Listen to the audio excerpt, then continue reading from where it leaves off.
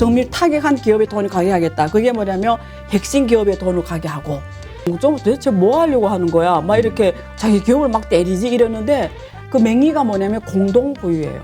중국이 지금 제일 중요시 하는 게 환경이에요. 지금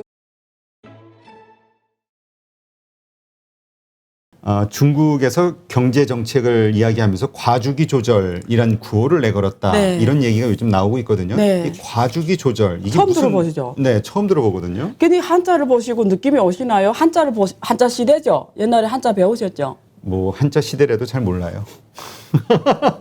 공부를 잘 안 했죠. 네. 우리가 보통 거시경제, 중국의 거시경제 정책을 말할 때 아마 역주기는 많이 들어보셨을 것 같아요. 네. 그래서 역주기하고 이렇게 좀 비교되는 건데, 역주기라는 거는 거역한다는 역이잖아요. 주기, 경제 주기를 말하거든요. 그래서 경제 사이클이 있잖아요.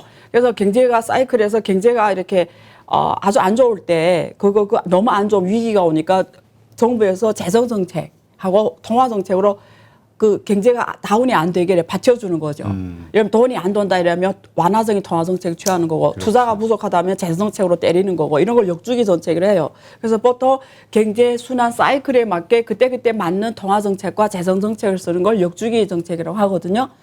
근데 갑자기 어느 날 날죠. 작년부터, 특히 올해부터 중국 정부 이 정치국 상무위원들이 시진핑 그리고 리커창 그리고 지난달 말 7월 30일에 정치국 회의가 있었어요. 네. 그리고 이번에 국무원 8월 달에 국무원 리커창 주재의 국무회의가 있었는데 거기서 시진핑 주석도 얘기했고 리커창도 얘기했고 이제는 과수기 정책을 펼치겠다 이러니까 경제학 교과서에 아무리 찾아도 과수기 정책이라는 건 없어요. 그래서 이 연구하는 분들이 되게 힘들어요. 중국에 항상 새로운 단어가 나와요. 사회주의 시장 경제라는 것도 전통 경제학에는 없습니다. 그렇죠. 다 중국에서 많이 존재하는 거예요. 근데 갑자기 과주기 뭐지? 과라는 게 발을 이렇게 딛는 거 과라거든요. 그 한국어로 뭐래요? 이렇게 발을 원래 이렇게 걸어가야 되잖아요. 근데 이렇게 성큼성큼 확 이렇게 뛰는 거 그걸 과주기라고 해요. 그래서 근데 왜 주기는 또 안 뺐을까? 보면 단기와 장기를 결합하는 개념이에요. 과주기라는 게. 아까 역주기는 순수 경제 사이클 따라서 맞추면 통화 정책에 대해서 펼친다는 거고 과주기는 단기에는 경제가 너무 다운이 되는 걸 경제가 막 엎어지면 안 되니까 그걸 막으면서도 장기적으로 해결해야 되는 이슈 있잖아요. 그렇죠. 중국에. 예를 들면 인구 고령화라든가 빈부격차라든가 그리고 그 구조조정 문제가 있잖아요. 지금 전통 산업에 치우친 걸 이제는 신형 산업으로 끌고 가야 되는 목숨을 조이는 기술들을 중국에서 자체 개발을 해서 가야 되는 이런 장기적으로 투자하며 가야 되는 여기에 돈이 많이 들어가야 되니까 근데 이거 하다 보면 경제가 위기 올 수 있잖아요. 그럼 또 안 된다라는 거예요. 중국 정부 임의는. 그래서 단기는 경제가 너무 위기가 오는 것도 안 되고 아까처럼 계속 관리하면서 모니터링 가는 거고 그래도 요것만 또 너무 코앞에만 정치를 하다 보면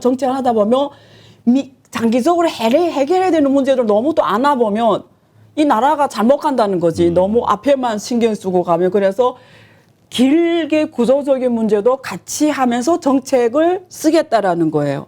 그게 되게 어렵죠. 도대체 그게 뭐 어떻게 하겠다냐 이런 질문이 나올 거 아니에요. 그게 무슨 말이냐 예를 하나 들게요. 이번에 그 뉴스에서 많이 보셨을 건데 중국에서 지금 하는 게 뭐죠? 부동산을 엄청 때리고 있어요. 아, 그래요? 많이 들었죠. 부동산을 지금 중국 대출이 안 돼요. 근데 요즘에 한국도 안 되더라고요. 그러니까 요새 이제 다 막아가고 아예 있죠, 막아가. 근데 중국이 그래요. 중국이 부동산 매매 아예 대출을 못 해줍니다.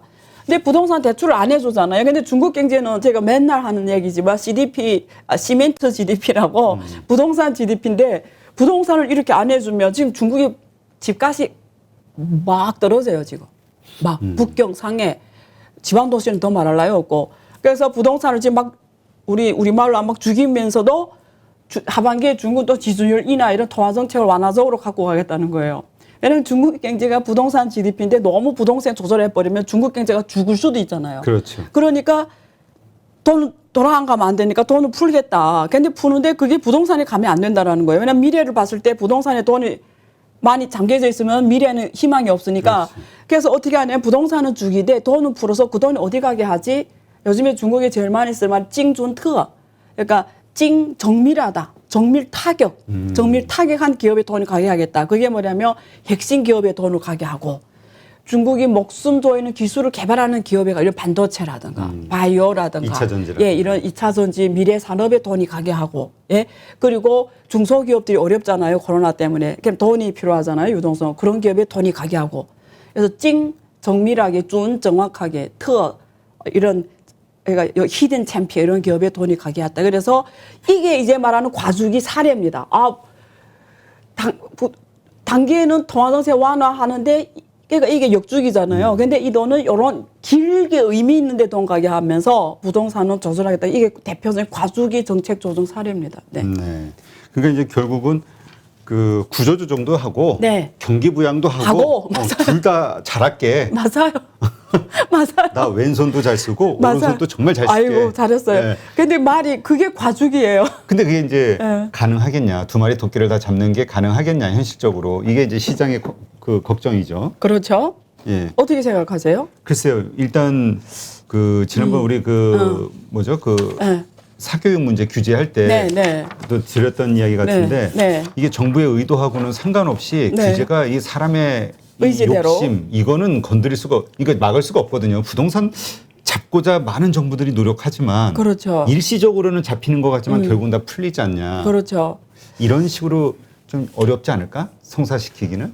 저는 지금 중국의 제일 큰 이슈가 공동 부유. 요새 들어보셨죠? 많이 네, 이슈가 많이 됐잖아요. 되고 있어요. 시진핑이 갑자기 지금 공동 부유란 말을 여러 장소에서 여러 분야에서 말하면서 이게 공동 부유하고 연결되는 거예요. 그러니까 교육을 때리는 것도 그렇고 게임을 때리는 것도 그렇고 인터넷 플랫폼도 때리는 것도 그렇고 그래서 이런 것들이 사람들이 헷갈리잖아요. 중국 정부 도대체 뭐 하려고 하는 거야? 막 이렇게 자기 기업을 막 때리지 이러는데 그 맹의가 뭐냐면 공동 부유예요.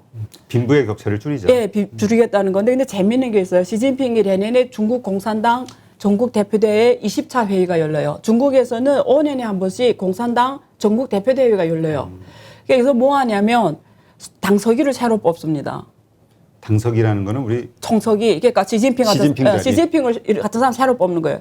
그러니까 원래 순례대라 하면은 시진핑 지금 10년 했잖아요. 2012년에 올라왔으니까 내년이면 딱 10년 되니까 원래는 물러나는 건데 지금 많은 사람들은 계속 한다고 보는 거예요. 그럼 계속 한다고 봤을 때 자기가 지금 내년에 또 당선이 돼야 되잖아요. 당선되려면 자기가 중국의 미래를 또 제시해줘야 당선이 되잖아요. 근데 2012년에 시진핑이 올라올 때 제시한 이 슬로건이, 정치 슬로건이 뭐냐면 소강사회 실현입니다. 근데 올해 선포했어요. 소강사회 실현 이미 됐다고. 끝났다. 왜 올해 했을까요? 내가 10년 이제 했으니까 우선은 내 슬로건 다 실현했어. 그러면 내년에 당선되려면 또 이 중국 사람들한테 미래를 보여줘야 되지. 그것도 달성할 수 있어. 믿어줘. 그게 가장 좋은 게 뭐죠? 공동부유. 공동부유를 반대할 사람이 있습니까? 그렇죠. 지금 네. 그만큼 그 상대적 박탈감을 느끼고 있는 네. 그 서민층이 많다라는 게 이제 통계니까. 그렇죠. 그러면 지금 왜 올해부터 막 공동부유로 하겠어요. 그리고 올해부터 왜 인터넷 플랫폼이라든가 이런 막 교육업이라든가 게임 막 이러겠어요. 중국 사람들이 그동안 비북에서 너무 커지면 상대 박탈감을 느꼈는데 얘네들이 알리바바 마윈 세계적 부자가 되네. 근데 나는 오늘 쓸 돈도 없는 사람들이 리커책이 말했잖아요. 월 1,000위안 되는 사람 6억이나 있는데. 그럼 어떻게 해서 사람이 실제 가난한 게 무서운 게 아니고 상대적으로 가난한 게 사람을 죽여버리거든요. 그렇죠. 예. 그러니까 그렇지. 내가 네. 다 가난하면은 네. 그냥 힘드네. 그러고 참고 사는데 중국이 문화대회 때 그렇잖아요. 저쪽은 네. 잘 사는데 나만 이러면 그게 사람이 거기서 오는 이게 사회적 불안정으로 가요. 근데 공동 부유하니까 일반 국민들은 너무 좋은 거지. 너무 뭐 이렇게 사실 학자라서 이런 표현 쓰면 안 되는데 깨고 살 수도 있잖아요. 그렇지. 쟤만 잘 나가서. 근데 시진핑 주석이 공동 부유한다네. 이제는 뭐지 알죠? 그러면 올해부터 이런 바람을 쓱 넣어버리면 그다음에 내년에 이런 큰 애를 다 이렇게 지금 어떻게 하죠? 규제에 들어갔잖아요. 그러면 내년에 아주 당연하게 선거되는 거는 국민의 뜻으로 아주 당연하게 되는 거죠. 그렇다면 네. 사실은 지금 중국에 대한 기업 규제 그게 네. 이제 큰 어떤 대의적 그 목표로는 네. 공동부유, 네. 빈부의 격차를 줄이자 이런 네. 틀일 수도 있지만 네. 선거 전략의 또 일환일 수도 있는 거잖아요. 지금 그 말씀 드린 네. 거예요. 네. 그렇다면 네. 시진핑이 당선되고 난 이후에는 네. 다시 지금 일어났던 어떤 규제들 이런 것들이 좀 느슨해지거나 사라지진 않을까요? 다시 당선되면요. 다시 총선이가 된 이후에.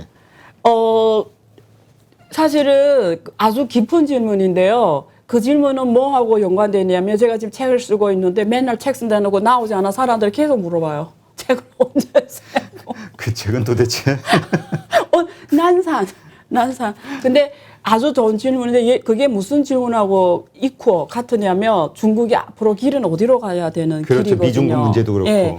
근데 중국이 지금 발전한 길을 보면은 쉽게 말하면 완전한 사회주의의 시장이나 요소를 도입하면서 거기 또 글로벌 무대에서 미국과의 이런 자원 서로 윈윈하는 속에서 고속도로 성장해서 지투로 왔고 그래서 이제 중국 사람들이 이제는 1인당 GDP가 $10,000 넘을 정도로 준주국까지 왔잖아요. 지금부터 핵심이에요. 여기서 잘못 가면 멕시코 같은 나라가 되는 거예요. 다 중진국의 함정이 되고 한국 같은 나라는 굉장히 성공한 나라예요. 그걸 뛰어넘은 거죠. 그게 왜냐하면 산업 구조 조정이 잘 된 거예요. 그러면 시진핑이 다음에 10년을 한다고 했을 때 이 사람이 중국 역사에서 제일 중요한 시기에 또 하게 되는 거예요. 근데 저는 조금 걱정이에요. 공동부유라는 거 되게 무서운 말이거든요. 매력적인 단어긴 해요. 하는데 다 같이 공동 빈곤이 되는 가장 빠른 길일 수도 있어요. 그러니까 원래 공산주의가 공동부유로 원래 출마하는데 그러죠. 모두 잘 살자 이거 사회주의 소련이 무너지면서 그 모델이 안 된다는 걸 역사가 이미 증명했어요. 근데 공동부유라는 거를 제시해버리면 정부가 뭘 해도 다 거기다 붙일 수 있는 거예요. 그러면 기업들이 어떻게 되겠어요? 그렇죠. 왜냐하면 네. 사람의 욕심에서 시작이 된 네. 어떤 그런 동력이 나오는 건데 완전히 사라지는 거지. 그렇죠. 그래서 중국이 지금 더 쉬운 말로 표현하면 지금은 성장으로 존재하는 리스크를 다 완화하면서 풀면서 왔는데 이제는 성장이냐 분배냐의 문제예요. 그런데 성장을 계속 하다 보면 빈부격차 더 커지는 대가가 와. 그러면서 또 사회 안정하고 연결돼요. 그래서 이제는 분배로 가야 된다라는 생각이에요. 근데 분배로 간다라는 걸 어떻게 할까 해서 내놓은 슬로건이 그러니까 중국 정부 그걸 좋게 해석하면 미래에 시진핑이 다시 한다고 했을 때 10년은 분배에다 핵심을 주겠다라는 거지. 근데 기업들한테는 이처럼 무서운 게 없는 거죠. 그렇죠.